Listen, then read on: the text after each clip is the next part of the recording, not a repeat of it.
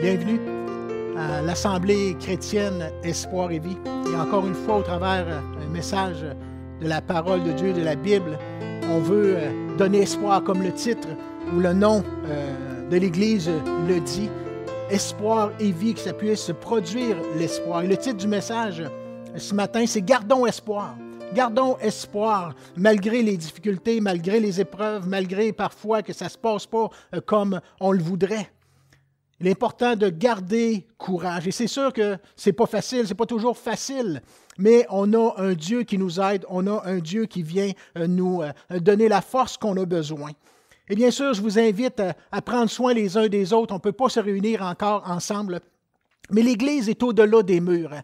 L'Église est au-delà de ces rassemblements qu'on a semaine après semaine. L'Église, c'est les gens qui la forment. C'est les gens qui vont prendre soin les uns des autres, vont faire un peu l'œuvre d'un berger pour appeler les gens qui sont seuls, pour prendre soin de ceux qui vivent des difficultés. Et bien sûr, je vous encourage, n'hésitez pas à appeler si vous avez besoin également. Et bien sûr, la parole de Dieu nous exhorte en toute chose à faire connaître nos besoins à Dieu. Et ça, c'est quelque chose qui est essentiel dans nos vies chrétiennes, de faire connaître nos besoins à Dieu, afin que la paix de Dieu nous garde, afin de garder l'espoir, afin qu'on puisse vraiment garder courage au travers des circonstances difficiles.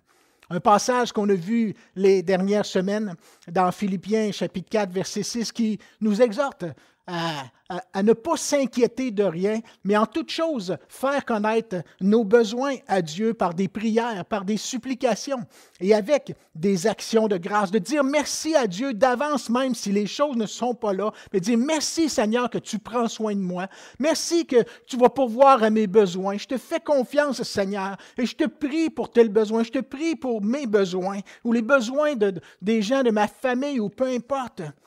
Et bien sûr, dans la mesure où on va croire, faire confiance à Dieu et qu'on va vivre cette présence de Dieu dans nos vies, la paix, une paix qui surpasse toute intelligence, qui n'est pas le fruit des circonstances, qui n'est pas le fruit d'un compte de banque confortable, qui n'est pas le fruit que tout va comme on veut, mais une paix qui vient de Dieu, une paix qui surpasse toute intelligence, qui va venir garder nos cœurs, nos pensées en Jésus, qui va venir garder nos pensées, nos raisonnements dans la foi en Jésus. Et c'est ce qu'on a besoin lorsqu'on traverse des temps difficiles et parfois des situations qui perdurent dans le temps. Bien sûr, c'est une exhortation de l'apôtre Paul qui est importante pour aujourd'hui. La semaine passée, on a vu que Jésus avait la puissance même de calmer les tempêtes, de faire cesser les vents, les vagues dans la situation ou la traversée des disciples avec Jésus vers l'autre bord. Mais on a vu que les disciples ont appris, ils ont eu la révélation de la puissance de Dieu qui calmait même les tempêtes pour amener les gens à bon port malgré les vents contraires. Et bien sûr, ils ont appris au travers ça, comme Paul l'a appris, comme Paul nous l'exhorte ou nous encourage en disant que Dieu va pourvoir à tous nos besoins selon sa richesse avec gloire en Jésus-Christ. À lui soit la gloire. Dans les siècles des siècles, Paul avait appris, les disciples ont appris comme nous avons besoin d'apprendre aussi au travers des circonstances difficiles, que ce Dieu merveilleux qui prend soin de ses enfants va prendre soin de nous et pourvoir à tous nos besoins. Et ce matin, j'aimerais qu'on parle d'une situation que l'apôtre Paul a vécue aussi. Il a passé des temps difficiles, il a vécu des tempêtes, l'apôtre Paul. Et on va regarder des tempêtes qu'il a traversées dans sa vie. Et il y en a eu des temps difficiles et même davantage après qu'il se soit converti. Celui qui persécutait l'Église, qui persécutait les chrétiens, est devenu le persécuté, est devenu celui qui était persécuté par les autres lorsqu'il s'est converti. Il y en a eu des difficultés. C'est lui qui a écrit « Ne vous inquiétez de rien, mais faites connaître vos besoins à Dieu et que la paix va venir et qui surpasse toute intelligence pour garder nos cœurs, nos pensées. » C'est lui qui a écrit ça, mais il a dû souvent le mettre en pratique dans sa propre vie. Il a dû souvent, à toutes les fois qu'il vivait des temps difficiles, d'aller dans la présence de Dieu par des prières, des supplications. Il l'a mis souvent en pratique. Et bien sûr, il a appris par l'expérience et c'est pour ça qu'il peut nous le rapporter ou nous exhorter de le faire nous aussi. Il a connu le Dieu qui pourvoyait à tous ses besoins. À tous ses besoins, il a vécu la provision de Dieu à plusieurs reprises. À toutes les fois qu'il en avait besoin. Et on a besoin, nous aussi, au travers les différentes circonstances que l'on rencontre, on a besoin de connaître ce Dieu-là, par l'expérience aussi, de connaître comment il est bon, grand, et l'amour qu'il a pour chacun d'entre nous. Un jour, Paul, il a été poussé dans une tempête, il a été conduit de force dans une tempête, une vraie tempête en mer. Et il était avec 275 autres personnes sur un bateau. Il a été conduit contre son gré dans cette tempête-là. Et pas qu'une petite tempête. Même que dans le livre des Actes des Apôtres, au chapitre 27, au verset 20, ça nous dit que le soleil et les étoiles ne parurent pas pendant plusieurs jours. Et la tempête était si forte que nous perdîmes enfin toute espérance de nous sauver. D'être sauvés, on a perdu l'espoir de passer à travers, de conserver la vie, d'être capable d'arriver de l'autre bord où on allait. Toute une tempête. Mais quand on regarde cette histoire, on peut en conclure ou voir que nous aussi, dans notre vie, on est confrontés à des tempêtes. On est confronté à des vents contraires, des choses où on a l'impression qu'on perd le contrôle, où on est conduit de force et on a l'impression qu'on ne peut pas s'en sortir. On a des tempêtes ou des vents contraires qui dépassent nos moyens ou nos capacités. Des fois, on n'a pas humainement de solution pour ces problèmes. On ne voit pas d'issue. Et bien sûr, au travers de la pandémie qu'on vit, ce grand confinement, on en vit une tempête. On voit des problèmes économiques, on voit des gens qui ont des problèmes financiers, on voit des gens qui ont des problèmes de santé, mais on voit des gens aussi qui vivent dans la crainte, qui ont peur. Peur de retourner au travail, peur de perdre leur emploi, peur de ne pas avoir quelque chose pour vivre, peur d'attraper la maladie s'ils retournent au travail ou peu importe. Il y en a des tempêtes, des vents contraires qui viennent nous bousculer. Et plusieurs vivent, bien sûr, dans la crainte. Mais il y a cette pandémie, mais il y a tellement d'autres situations difficiles qu'on peut rencontrer, des choses qui ne se passent pas comme on aimerait qu'elles se passent. Et bien souvent, ça vient miner notre espoir, le courage qu'on a, l'espérance qu'on a. Il y en a des situations difficiles qui peuvent nous faire perdre espoir. Peut-être qu'il y en a qui se disent « peut-être je ne vais jamais m'en sortir ». Et bien sûr, on peut avoir traversé des problèmes au milieu familial, avec nos enfants, ou peu importe les problèmes qu'on peut rencontrer. Il y en a toutes sortes de problèmes. On dit « Seigneur, il me semble que je ne vois pas la fin, je ne vois pas la solution ». Également, ça peut être un problème de dépendance. Un lien. On est pris, on est lié, on se sent impuissant face à une situation que l'on vit. Et comme Paul le disait, j'ai le désir de faire le bien, mais j'y arrive pas. Je fais le mal que je ne veux pas faire, puis je ne fais pas le bien que je voudrais faire. Il y avait des difficultés comme ça, mais il y a des gens qui vivent des difficultés comme ça, où ils sont liés par des dépendances et qui ont besoin d'une intervention de Dieu dans leur vie. Mais à quelque part, c'est des situations, c'est des tempêtes ou c'est des vents contraires qui nous empêchent de marcher librement.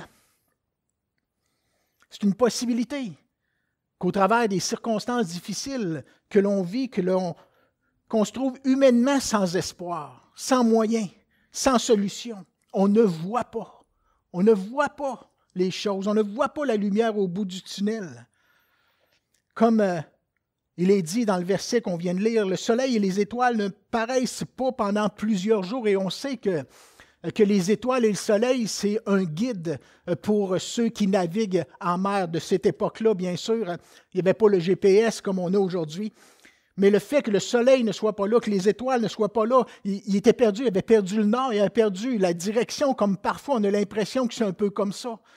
Le soleil et les étoiles ne paraissent pas, ils nous empêchent de voir la solution, d'être encouragés, puis de savoir de quel sens on doit aller.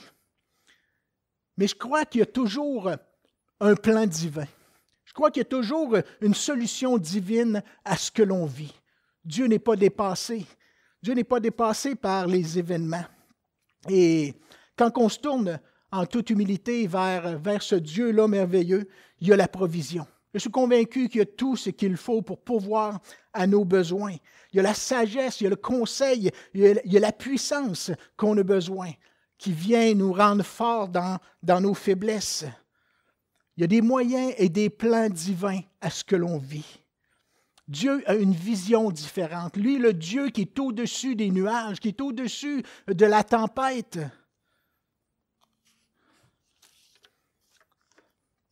Et comme on l'a vu la semaine passée, il faut prendre aussi en considération la souveraineté de Dieu. La souveraineté de Dieu, ses pensées, ses voies, sa puissance est au-delà de nos pensées, de nos voies, de nos capacités humaines. Sa sagesse, ses plans, sa vision est différente de ce qu'on peut avoir. Même au travers de la tempête, Dieu voit et est capable de faire et de pourvoir à tous nos besoins. L'apôtre Paul était sur ce bateau comme un prisonnier, comme on peut se sentir pris dans une situation quelconque. Il était conduit, lui, à cause de sa foi. Il devait comparaître devant César, d'être jugé pour sa foi. Et bien sûr, il y en a plusieurs qui auraient voulu le voir disparaître. Son message qu'il apportait, son message qu'il proclamait, dérangeait bien des gens. Et ça nous dit, si on regarde cette histoire au chapitre 27 du livre des Actes des Apôtres, lorsqu'il fut décidé que nous nous embarquions pour l'Italie, on remit Paul et quelques autres prisonniers à un centenier, un officier de l'armée romaine qui avait une centaine d'hommes sous sa garde.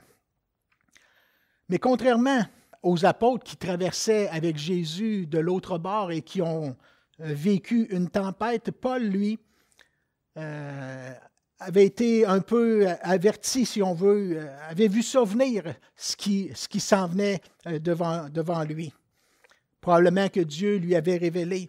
Mais lorsqu'on lit l'histoire, on réalise que pour personne sur ce navire, la traversée s'est passée comme il l'aurait voulu. Personne n'avait planifié une tempête. Personne n'avait espéré ou voyait dans ses raisonnements, sa façon de penser qu'il pouvait y arriver une tempête. Mais Paul avait vu ça venir. Il disait à ceux qui voyageaient avec lui, « Ça ira pas bien. Si vous prenez cette direction, ça ira pas bien. Il va y avoir des conséquences. Vous ne prenez pas la bonne décision. Si vous n'écoutez pas ma parole, ça va causer bien des problèmes. » Et bien sûr, Paul avait averti. Ce qui est arrivé, c'est qu'ils n'ont pas écouté la parole de Paul. Dans Acte 27, au verset 9, ça nous dit que la navigation devenait dangereuse. C'est pourquoi Paul avertit les autres en disant, « Ô homme, je vois que la navigation ne se fera pas sans péril et sans beaucoup de dommages, non seulement pour la cargaison, mais pour le navire, mais aussi pour nos personnes. » Mais ça nous dit au verset 11 que le centenier écouta le pilote et le patron du navire au lieu d'écouter les paroles de Paul. Et comme le port n'était pas bon pour hiverner, la plupart furent d'avis de ne pas écouter les paroles de Paul, de quitter ce port-là pour aller dans un autre port. Et bien sûr, on connaît les conséquences de cette histoire, on connaît les conséquences de leur choix qu'on a lu au début dans le verset où ils ont vécu une tempête et ils ne pensaient même pas qu'ils pouvaient survivre à ce qu'ils vivaient. Plus tard, on dit que Paul leur a reproché de ne pas l'avoir écouté. Au verset 21, où ça nous dit « Ô homme, il fallait m'écouter. » C'est ce que Paul dit après, quand la tempête est arrivée. Et là, les gens, bien sûr, ils ont réalisé qu'ils s'étaient trompés. Ils ont réalisé dans la tempête qu'ils s'étaient trompés et qu'il n'y avait pas le moyen de s'en sortir. C'est un peu comme le fils prodigue. On a vu il y a 2 semaines le fils prodigue qui avait des raisonnements face à sa quête de bonheur, de vie abondante. Et on sait qu'il s'est trompé lui aussi. Il n'a pas écouté Et c'est seulement lorsqu'il est arrivé dans son épreuve qu'il a réalisé qu'il aurait dû prendre d'autres décisions, d'autres voies que celle-là. Et bien sûr, dans nos vies, ça peut nous arriver aussi, où on prend des mauvaises voies, puis lorsqu'on réalise qu'on s'est trompé, on se dit, oh, j'aurais donc dû. Je pensais que c'est ce qu'il y avait de mieux à faire. J'aurais donc dû prendre une autre direction ou prendre une autre décision.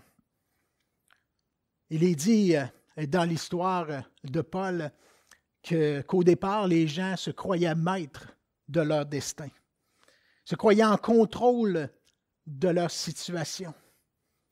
Bien sûr, lorsqu'ils ont ont levé les voiles pour prendre la route, ils pensaient avoir pris la bonne décision.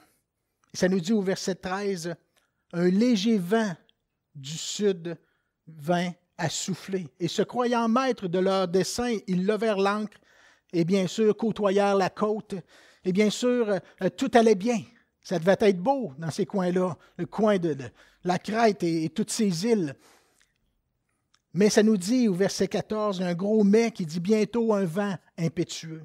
Bientôt un vent impétueux qui se déchaîna sur l'île. Et le navire fut entraîné sans pouvoir lutter contre le vent. Et nous avons laissé le bateau aller à la dérive, verset 15. Nous eûmes à peine à nous rendre maîtres de la chaloupe. Et on s'est laissé emporter par le vent. On a perdu le contrôle de la situation. On a perdu le contrôle du bateau, du navire, et ça allait dans une direction qu'on n'avait pas vraiment voulu. Au verset 18, ça nous dit que nous étions violemment battus par la tempête. Et bien sûr, le lendemain, on a jeté la cargaison à l'eau. On a fait ce que humainement on pouvait faire. On a fait ce qu'on croyait bon de faire humainement, les moyens mais ça n'a pas suffi. Ça n'a pas suffi. On connaît l'histoire. On arrive au verset 20, le verset qu'on a lu au tout début, qui nous dit que le soleil et les étoiles ne parurent pas pendant plusieurs jours. Et la tempête était si forte que nous perdîmes enfin toute espérance de nous sauver. Toute la sagesse humaine ne servait plus à rien. Toutes les capacités, tout ce qu'il pouvait faire humainement ne servait plus à rien. Et c'est là, à ce moment-là, qui était maintenant disposé à entendre ce que Paul avait à dire. La plupart, à ce moment-là, avaient changé d'avis sur les paroles de Paul. Paul avait eu raison, peut-être qu'on serait mieux de l'écouter maintenant, de savoir ce qu'il a à dire. Et c'est ce qui est arrivé au verset 21. On n'avait pas mangé depuis longtemps. Alors Paul, se tenant au milieu d'eux, leur dit, « Hommes, il fallait m'écouter. Il fallait m'écouter et ne pas partir de cette île de Crète afin d'éviter ce péril et ce dommage. Il fallait m'écouter avant. Il aurait été préférable. Je vous l'ai dit, mais vous ne m'avez pas cru.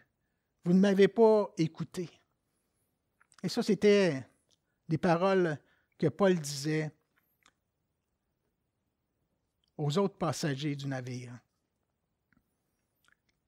Mais un jour, Jésus a dit la même chose à ceux qui refusaient de croire en lui, à ceux qui refusaient d'écouter sa parole.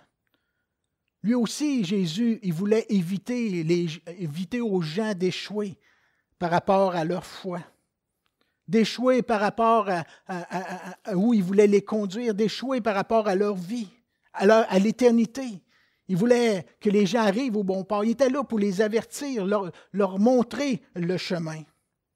Jésus disait, « Je suis le chemin, je suis la vérité, je suis la vie. » Le Père m'a envoyé pour montrer le chemin, vous montrer le chemin, la voie à suivre, vous enseigner la vérité, vous conduire dans cette vie abondante. Et bien sûr, ce message de Jésus, l'Évangile, la prédication de la croix, c'était aussi le message de l'apôtre Paul. Son message qu'il a constamment annoncé, le message qui, pour plusieurs, a été rejeté.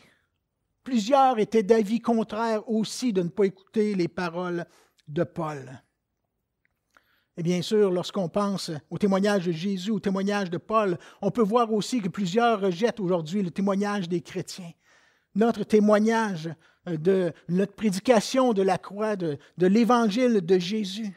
Plusieurs sont d'avis de ne pas écouter les paroles de vérité.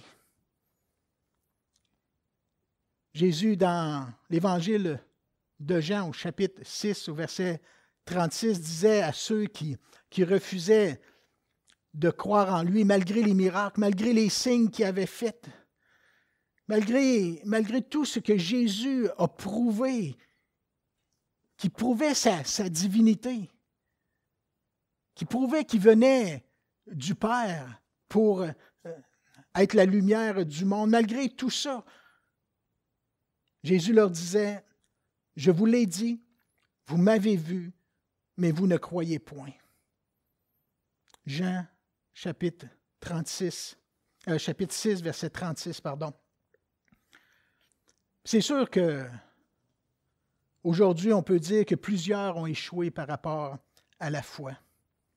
Plusieurs ont dû se dire, j'aurais donc dû écouter sa parole, j'aurais donc dû croire en lui, j'aurais donc dû suivre le chemin, j'aurais donc dû suivre Christ.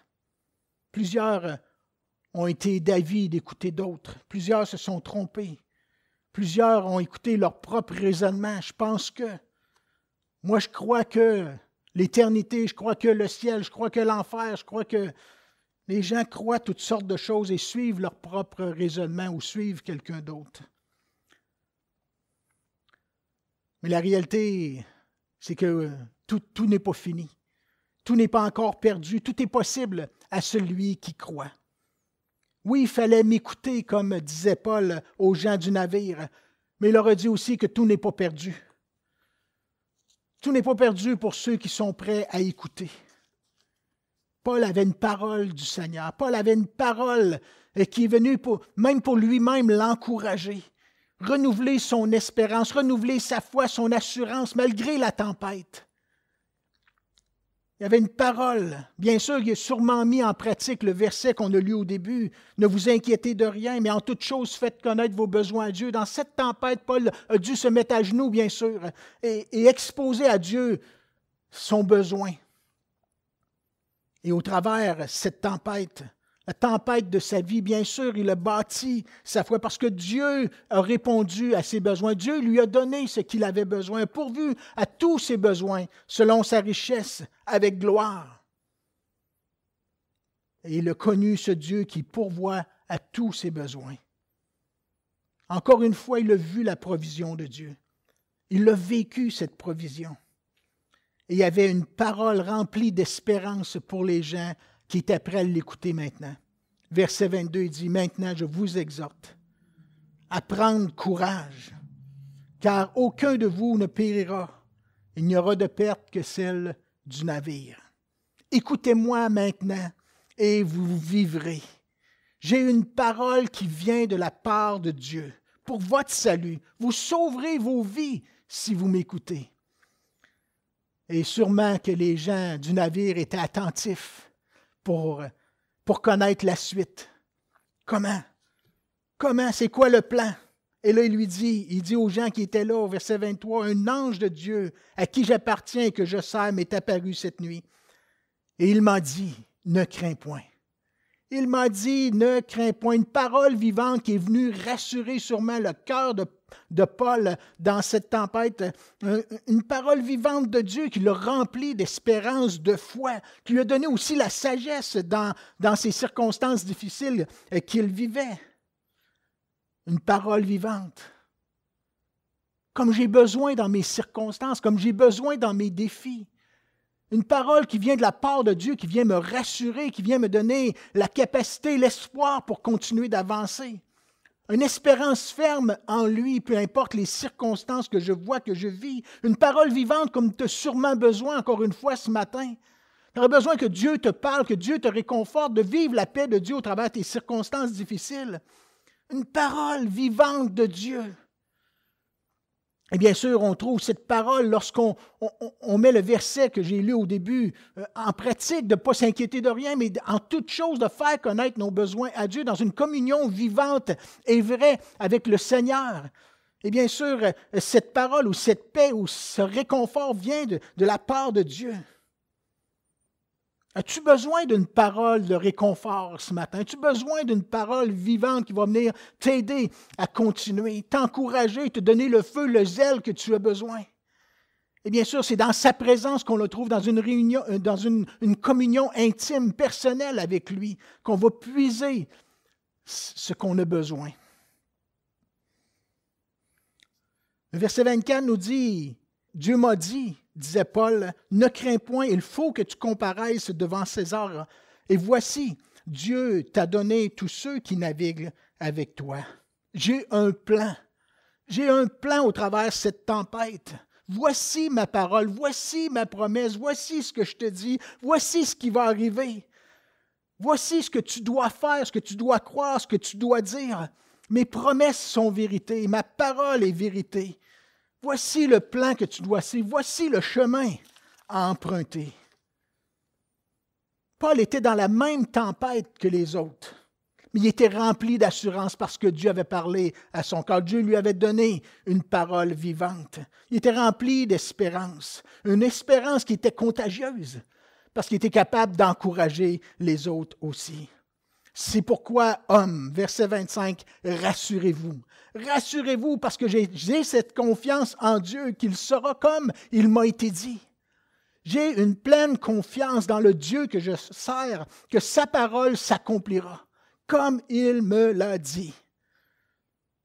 Sa parole est vérité. Et ce qu'il promet, il a la capacité de l'accomplir. Le passage qui dit « Ni par puissance, ni par force, mais par mon esprit, dit le Seigneur. » Ce matin, as-tu cette confiance dans la parole de Dieu? As-tu cette confiance ferme dans la parole de Dieu? Est-ce que sa parole est vivante pour toi? Est-ce qu'elle est vraie? Est-ce que te le conduit et te remplit d'espérance? La parole vivante de Dieu nous garde dans l'espoir, nous garde dans l'assurance. Ça fait en sorte qu'on fait le plein d'espérance. Ça nous donne l'assurance que les bontés de l'Éternel ne sont pas épuisées, mais se renouvellent pour nous.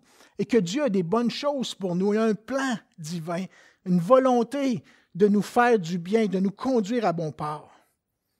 Nourris-toi de sa parole. Invoque Dieu pour ta vie, ta situation. Nourris-toi de sa parole. Va puiser en lui l'assurance, la force que tu as besoin, peu importe la tempête.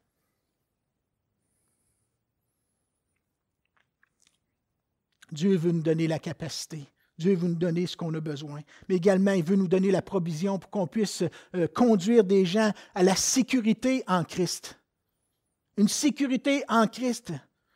Dieu veut nous donner la force qu'on a besoin pour tous ceux que Dieu va conduire vers nous pour trouver ce qu'ils ont besoin. Et bien sûr, comme dans la tempête que vivait Paul, il y a des gens aujourd'hui qui vont être prêts, qui vont être disposés à écouter. Ils vont être disposés à écouter une parole vivante, une parole vraie que Dieu va te donner pour eux, que tu vas leur dire. Une parole qui va donner la vie, qui va donner le salut, qui va conduire les gens à bonne place. L'histoire nous dit, avant que le jour parût, avant que la lumière vienne pour eux, parce que c'était encore la nuit, Paul exhorta tout le monde à prendre de la nourriture, disant, c'est aujourd'hui le 14e jour que vous êtes dans l'attente et que vous persistez à vous abstenir de manger. Il est temps de vous nourrir. Il est temps de vous nourrir. Jésus est le pain de vie. Jésus est la lumière du monde. Jésus est la parole de Dieu. Et plusieurs s'en sont privés pendant trop longtemps et ont besoin de vivre, de recevoir cette parole vivante. C'est une nécessité pour la vie. C'est une nécessité pour vivre et conserver la vie. Paul dit, je vous invite donc à prendre de la nourriture, car cela est nécessaire pour votre salut. Il ne se perdra pas un cheveu de la tête d'aucun de vous. parce que lui-même va prendre soin de vous. Et au verset 35, ayant ainsi parlé, ça nous dit que Paul prit du pain et après avoir rendu grâce à Dieu, devant tous, le rompit et se mit à manger. Et tous, reprenant courage, mangèrent aussi. Et bien sûr, après, le jour s'est levé, la lumière est venue et tous ont été sains et saufs. Et vous lirez les versets 39 à 43 pour connaître la fin de cette histoire. Mais tous, reprenant courage, mangèrent aussi. Paul a pris le temps dans cette tempête de rompre le pain, d'avoir cette communion avec son Dieu, en mémoire de ce que Jésus avait fait pour lui, mais qui avait fait pour les autres membres de l'équipage aussi. En mémoire de Jésus, le jugement qu'il avait pris, le jugement que méritaient ses propres péchés, nos propres péchés, est tombé sur Jésus. Et là, il prenait la communion en mémoire de ce qu'il avait fait. Il leur annonçait également au travers de ça que le sacrifice était pour eux, le salut était pour eux. Le pain de vie était pour eux et tous, reprenant courage, mangèrent aussi. Il dit, ça fait longtemps que vous vous privez de nourriture. Maintenant, il est temps de manger. Dans l'Évangile de Jean, chapitre 6, au verset 33, Jésus dit, « Car le pain de Dieu, c'est celui qui descend du ciel et qui donne la vie au monde. » Et lui dire, « Seigneur, donne-nous toujours ce pain. » Jésus leur dit, « Je suis le pain de vie. Celui qui vient à moi n'aura jamais faim, et celui qui croit en moi n'aura jamais soif. » Et bien sûr, c'est à ce moment-là que Jésus dit, au verset 36, « Mais je vous l'ai dit, vous m'avez vu et vous ne croyez point. Vous êtes d'avis de ne pas écouter ma parole. Vous êtes d'avis de suivre quelqu'un d'autre, mais je suis le bon berger. Tous ceux que le Père me donne viendront à moi, je ne mettrai pas dehors celui qui vient à moi. Vous ne m'avez pas écouté, vous auriez peut-être dû m'écouter, mais il n'est pas trop tard. Il n'est pas trop tard. Tout n'est pas perdu. Paul disait aux occupants du navire, « Je vous invite donc à prendre de la nourriture, car cela est nécessaire pour votre salut. Il ne se perdra pas un cheveu de la tête d'aucun de vous. » Il n'est pas trop tard. Il n'est pas trop tard. Et si ce matin, tu n'as jamais accepté le Seigneur Jésus comme ton Sauveur, comme ton Seigneur, tu n'as jamais cru ou mis ta confiance dans l'œuvre qu'il a accomplie sur la croix, tu n'as jamais cru qu'il avait pris le châtiment que méritaient tes propres péchés, je t'invite à mettre une pleine confiance en lui aujourd'hui. Suis le chemin. Crois à la vérité. Tu vas recevoir la vie. Ce n'est pas par des moyens humains, ce n'est pas par des méthodes humaines, ce n'est pas en faisant partie d'une religion quelconque, mais c'est en croyant, en mettant ta foi, ta pleine confiance dans l'œuvre qu'il a accomplie sur la croix. Il est le pain de vie. Une pleine confiance en ce qu'il a accompli. Alléluia. S'il te fait ce choix-là, comme Paul, et que tu marches comme Paul dans les voies de Dieu malgré la tempête, efforce-toi de te nourrir de ce pain du ciel qui va te donner ce que tu as besoin pour continuer ta vie chrétienne et même pour conduire d'autres dans ces temps difficiles. Nous avons besoin de Jésus. Nous avons besoin de Jésus. Nous avons besoin de ces paroles vivantes qui viennent nous fortifier.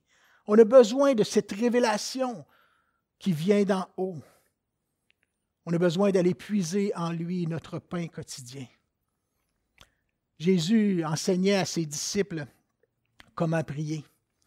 Puis dans sa prière, il disait, « Donne-nous notre pain quotidien. » Et bien sûr, lorsque Jésus disait ça ou enseignait ça, c'était plus profond que simplement remplir l'estomac des gens. Mais c'était de nourrir spirituellement de cette parole vivante, de ce qui comble l'âme, ce qui donne la vie, ce qui remplit d'espérance. Père, donne-moi mon pain quotidien aujourd'hui. Comme Paul l'a reçu au milieu de sa tempête, il a eu la force de se relever puis d'encourager les autres et de les conduire à Jésus. On a besoin de notre pain quotidien aujourd'hui et que tu puisses le recevoir de la part de Dieu au travers de cette parole ou au travers le temps que tu vas passer avec lui. Alléluia. On a besoin de cette parole comme Paul qui redonne courage, espoir, assurance, même dans des temps où humainement on ne voit pas de solution. Qu'on soit capable de dire comme Paul qui disait aux gens du bateau, c'est pourquoi, ô hommes, rassurez-vous, car j'ai cette confiance en Dieu qu'il en sera comme il m'a été dit. Comme il m'a été dit, sa parole est vraie, ses promesses sont vraies, sa présence vient nous le confirmer, vient nous rassurer, son amour est véritable. Voici le chemin. On va prier en terminant. On va demander au Seigneur de vous toucher là où vous êtes, de combler votre besoin là où vous êtes. Vous donner une parole comme il l'a donné à Paul au travers de sa tempête. Et que vous puissiez recevoir cette parole vivante qui va venir vous rassurer. En toute chose, faites connaître vos besoins à Dieu. Par des prières, des supplications et des actions de grâce. Alléluia. Éternel Dieu de gloire, encore une fois, on veut dire merci pour tous tes bienfaits. Merci pour ta fidélité. Merci, Seigneur, de ce que tu as fait dans nos vies, mais merci, ô Dieu, de ce que tu vas faire également. Merci pour ta provision. Merci, Seigneur, que tu viens, Seigneur, nous réconforter, nous donner l'espoir, afin qu'on garde l'espoir malgré les circonstances difficiles, mais qu'on soit même capable de conduire d'autres à te connaître, Seigneur, qu'on puisse être contagieux, ô Éternel. Père, je te prie que tu puisses donner une parole vivante d'encouragement à chaque personne qui écoute ce message, que vraiment tu puisses le rencontrer dans ses besoins, dans son cœur, toi qui connais toutes circonstances, toi qui peux toutes choses, ô Dieu. Père de gloire, oui, je te prie que tu viennes, Seigneur, que tu puisses sauver celui qui a besoin, celui qui n'a jamais mis sa confiance en toi dans l'œuvre que tu accomplis sur la croix. Ô Éternel, qu'il puisse saisir, Seigneur, saisir l'opportunité de naître de nouveau, de recevoir le Saint-Esprit, ô Éternel, et de marcher en nouveauté de vie. Je te prie, Seigneur, pour les besoins des gens, que ce soit des dépendances dans leur vie, afin que tu puisses briser les chaînes, que tu puisses conduire à la liberté, Seigneur. Ta provision est suffisante, ô Dieu de gloire, pour conduire à cette liberté. Ô Dieu Tout-Puissant, toi qui connais toutes choses. Encore une fois, c'est dans le nom de Jésus que je te prie. Je te remercie pour tout ce que tu fais, Père de gloire. Amen.